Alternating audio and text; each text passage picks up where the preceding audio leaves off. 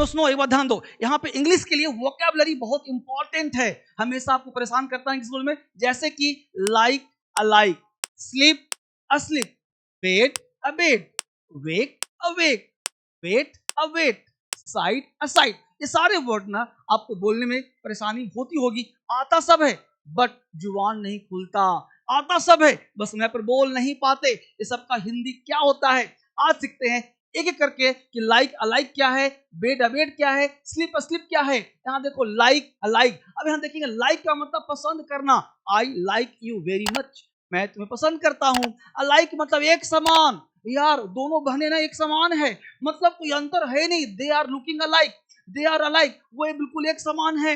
अभी एग्जाम्पल भी दूंगा, बस बने रहना है, और अच्छा लगे ना तो जल्दी से दोस्तों को ना शेयर करना है। यहाँ पे स्लीप मतलब सोना, जैसे ना सो रहे हो, आई एम स्लीपिंग, मैं सो रहा हूं। ये अस्लीप सोया हुआ है, यार वो अस्लीप है, सी हैज अ, तो इस तरह से आपको स्लीप अस्लीप।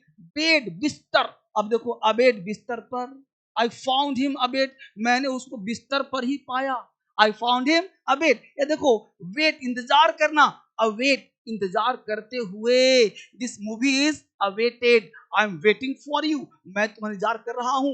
वेक जागना है ना, I woke up at 6 o'clock in the morning, you woke up, you wake up, ध्यान रखिए इस बात को। आपने कहा अवेक जागा हुआ, यार सी इज अवेकन, वो जगी हुई है, सी इज अवेकन। साइड बगल में, प्लीज साइड से बगल में हो जाओ, असाइड एक तरफ हो जाओ यार प्लीज, असाइड। तो ये सब वर्ड्स याद करो, स्क्रीनशॉट ले लो, बिस्तर बार बार ये वर्ड मिलेगा आपको, इंतजार करते हुए। सेंटेंस देखते हैं गौर से। हमने कहा I like her very much, I like her very much, मैं उसको बहुत पसंद करता हूं, दे आर अलाइक, एक समान है। राधा इज स्लीपिंग, राधा सो रही है, ही इज अस्लीप, वो सोया हुआ है, अस्लीप सोते हुए है। क्या बोला, I am waiting for you, I am waiting for you. यहां बोला this movie is most awaited of this year, इस ईयर का अवेटेड है। She wakes up early, I woke up early today. यहाँ पे प्लीज मूव असाइड, इस तरह के बहुत सारे वोकैब मैं सीरीज ला रहा हूं आप सबके लिए। इंग्लिश बोलना चाहते हो ना, कम ऑन, कहीं मत जाओ, डीएसएल इंग्लिश आपके लिए बेस्ट प्लेटफॉर्म है। लिखना पढ़ना बोलना यही सिखाया जाता है, इससे बढ़िया कहीं नहीं। एक एक वर्ड दिमाग में डालूंगा, सिखाऊंगा, और हाँ, महाबेसिक एडवांस स्पोकन जो भी करना चाहते हो, एक बार इस नंबर पे कॉल करो, मुझसे डायरेक्ट बात करो। आज के डेट में अगर आप बोलना चाहते हो, जुबान खोलना चाहते हो, तो आज के डेट में ऐसे वोकैब आपको आने चाहिए। जरा सा कोशिश करो तो इसको बोलते क्या हो, क्या इसे बोलते हो, फादर या फदर, क्या बोलते हो। तो आज आप सीखोगे सबसे पहला प्रोनंसिएशन, उसके बाद इसका हिंदी क्या होता है, और मैक्सिमम बच्चे यह भी गलत, यह भी गलत, यह भी गलत। तो सबसे पहला चीज देखो, यहाँ पे लिखा क्या है सर, यहाँ लिखा है FARTHER, FURTHER, इसको फार्दर नहीं, इसको फर्दर नहीं, ध्यान देना, इसको ना तो फा, इसको ना तो फा, ये फा और फा के बीच का बोलता है फदर, फादर। अब इसको बोलता है फादर, अब यहाँ बोल ध्यान देना, इसको बहुत सारे साउंड ऐसे होते हैं जो लिख नहीं सकते, तो फादर। अब फादर नहीं, फॉर, हल्का सा बोलना है, पार्शियल। जब किसी वॉवेल के बाद अगर कोई आर हो और उसके पहले बाद कोई कॉन्सोनेंट हो, उसके बाद कोई कॉन्सोनेंट हो, तो उस आर का उच्चारण आधा होता है, फादर नहीं,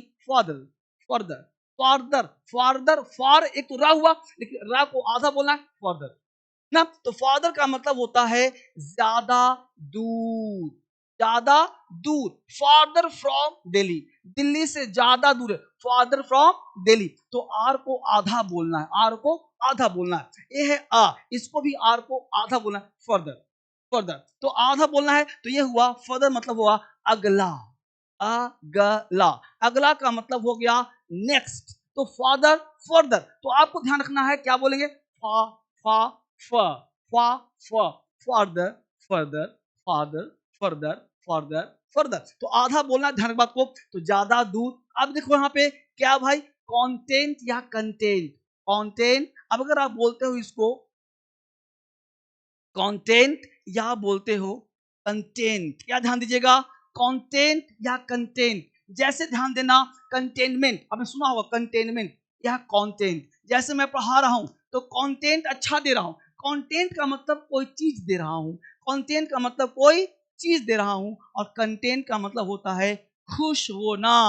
अब ध्यान दो, कंटेंट का मतलब हो गया कोई वस्तु, कोई चीज, और कंटेंट का मतलब हो गया खुश। एंड जैसा तुम पढ़ोगे, कंटेंट पढ़ोगे तो हिंदी खुश निकलेगा, कंटेंट पढ़ोगे तो चीज या वस्तु, जैसे सर अच्छा कंटेंट दे रहे हैं, कंटेंट, कंटेंट सर अच्छा सामान, अच्छा मटेरियल, अच्छा वस्तु दे, तो कंटेंट का मतलब मटेरियल, वस्तु, स्थान, और कंटेनमेंट, कंटेंट हो रहा, तुम कंटेंट हो मतलब तुम खुश हो कि नहीं, जल्दी बोलो, तुम कंटेंट हो? अगर कंटेंट हो तो जल्दी से लाइक, शेयर एंड सब्सक्राइब करो, और इसको जल्दी से लोगों के साथ भेजो, और फॉलो जरूर करना, क्योंकि मैं आपके लिए लाता रहूंगा, और जब तक सिखाऊंगा नहीं तब तक छोड़ूंगा नहीं। सेंटेंस चेक कर लो क्या होता है।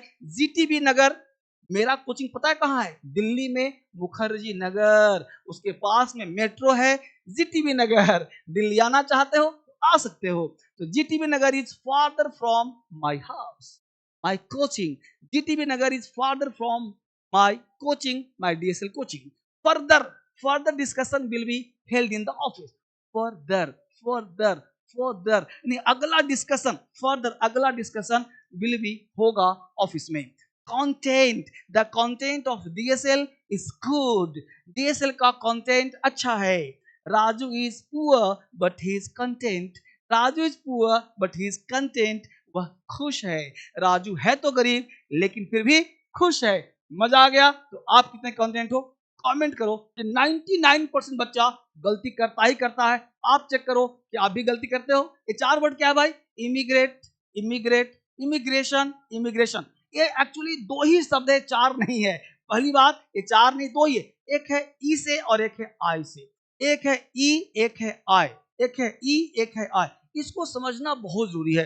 ये है क्या चीज? तो बहुत लोग सुनते हैं पेपर में कि वहां से लोग, इतने लोग इमिग्रेट हो गए, इतने लोग इमिग्रेट हो गए, तो है क्या चीज? इसको आज मैं समझाता हूं बड़े बारीकी से कि क्या चीज है। देखिए गौर से, यहाँ पे समझना ये है कि जैसे मान लो कि यह आपका जो है क्या है भाई, ये इंडिया है। ये क्या है? इंडिया है। समझो बढ़िया से, ये इंडिया है, राइट। अब इंडिया से ये मान लो अमेरिका है, समझना बढ़िया से, ये क्या है भाई? तो ये अमेरिका है। ये लाइफ टाइम याद आपको होगा, कभी आप भूलोगे नहीं, आजीवन आपको याद होगा, ये अमेरिका है। ठीक है जी, ये 2 देश हो गया। अब देखो, इंडिया से बहुत सारे लोग अमेरिका जाते हैं, और अमेरिका से कुछ लोग इंडिया भी आते हैं। अब देखो यहाँ पे वर्ड फंसता का है, तो जहां पे ई लगा है, क्या लगा है? ई लगा है। अब कुछ ऐसे हमारे सरदार जी हैं इंडिया में, जो कि इंडिया से बैग पैक किए, और बैग पैक करके सीधा चले गए अमेरिका में। यानी कि आपने पूरा बैग पैक कर लिया और अमेरिका बसने के लिए चले गए, इंडिया से मतलब खत्म। आपका वोटर आईडी बन गया अमेरिका का, निवासी हो गए अमेरिका के, यानी इमिग्रेशन का मतलब हो गया परमानेंट, यानी देश छोड़ दिया आपने।